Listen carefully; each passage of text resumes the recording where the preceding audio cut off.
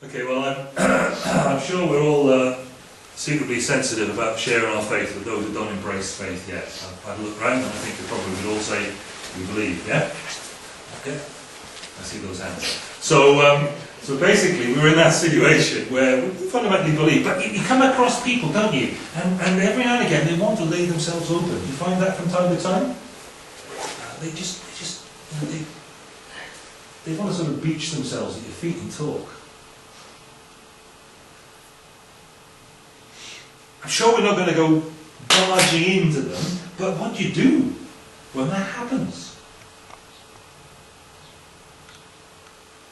Maybe we're in the situation of encouraging faith in people whose trust in Christ is rather new and delicate, and they've got some rapid growth and development to do yet in order to come to maturity in Christ. I'm sure we're all sensitive about waiting for the conversational door to open, and we don't go dropping our metaphorical shoulder and breaking hinges and bursting locks.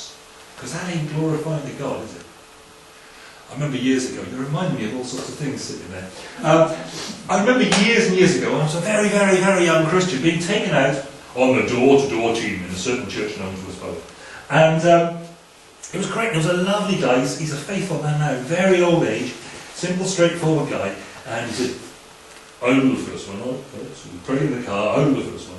Walked up beside him and thinking, this is it. My first effort on knocking the door. Off he went, he knocked the door, he said, "Hello," he said, "we are from such and such a church, and what we do want to know is whether you are saved or not."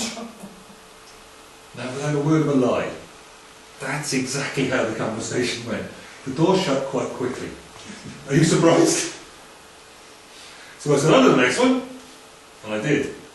And I was first at every door all down the street, and I'm sure he went back to the guy who was then the minister and reported he said, "I was so keen." But what I was trying to do was keep him out of the picture, to be honest, because this isn't the way we deal with people. I'm sure we're sensitive to that. But I'm sure we know this experience too. We sometimes find that unexpectedly a door swings back, a question has been asked, or openness has been shown, and people are waiting, and we're being called on to say something that will help them in their spiritual pilgrimage and their walk towards God. Do you find this? The trouble I find is this. People who want to know more don't really, and it's our fault more than theirs, they don't really know very much yet.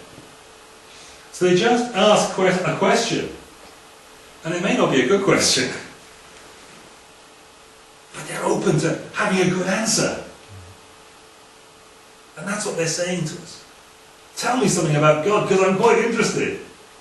And the door has swung, and you're being trustingly invited into somebody's front hall. But the area of discussion lies open. What are the priorities? What are the things having been given the floor, as it were, what are the things we really want to get into that conversation or come to the fore at some point during the course of our interaction? Paul answers that issue in Colossians 1, 28-9, which is not the text that we're looking at. He says, look, He is the one we proclaim. Jesus is the one we proclaim. What we're going to talk about is Jesus. I'm really good at creation and evolution, aren't you? I'm really cracking on the historicity of the resurrection, the historicity of the gospel. You know, I've got all that stuff. I've seen what William Lane Craig has said. I've watched his videos on YouTube. I can do that stuff. Paul says, hang on. We're going to talk about Jesus. And we're going to proclaim Him. Admonishing and teaching everyone with all wisdom, so that we may present everyone fully mature in Christ. That's the aim. That's the objective. I'm not looking for numbers. I'm not looking for names of people who sign a piece of paper. I'm not looking for skin deep giving of intellectual assent. We want to get folk following Christ with us, disciples of Christ with us, so that we may all be mature together in Christ. And to this end I strenuously contend with all the energy that Christ so powerfully works in me. There's a little hint there that this might come to be hard work. He is the one we proclaim. Well, which Jesus are we going to proclaim then? I mean, you know, there's a lot of Jesuses out there, aren't there? There's TV Jesus. Have you come across TV Jesus? Always impeccable. How did they iron those white robes in those days? How did they starch them? Marvellous, isn't it? To think. And that hair, is that peroxide? Or was it natural? There's TV Jesus. There's socialist hippie Jesus. Have you come across socialist hippie Jesus? Yes, a lot of my green friends are there. Socialist hippie Jesus. There's good moral teacher Jesus. Perhaps some of our more middle class friends are there. What do you think? There's Jesus is your best mate Jesus. That's a worrying one. Also, dim, distant, far too complicated to understand, but I do like the music in church Jesus. He's quite a popular one as well, isn't he? Which Jesus are we going to proclaim, Paul? Do you sometimes ever start to feel a bit sorry for yourself because you think you're being misunderstood and misrepresented? Here's a good thing to do if you're ever in that position. Just look at what people do with Jesus, because it'll put your own being misunderstood back into place, won't it? Back into perspective. What Jesus are we going to tell them about? Paul gives us a very, very good clue in the verses that are in front of us today. What is it that we're going to tell them about Jesus? Some big name on my Twitter feed came up with a short definition of the Christian message last week. It was no doubt a fairly valiant effort. It had been no doubt well thought about, but I've forgotten not only what it was, but also who came up with it. So when you look at this one, God was pleased to have all his fullness dwell in him,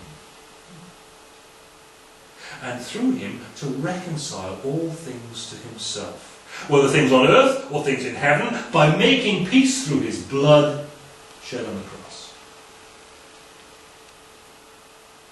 That's the sort of Jesus we proclaim.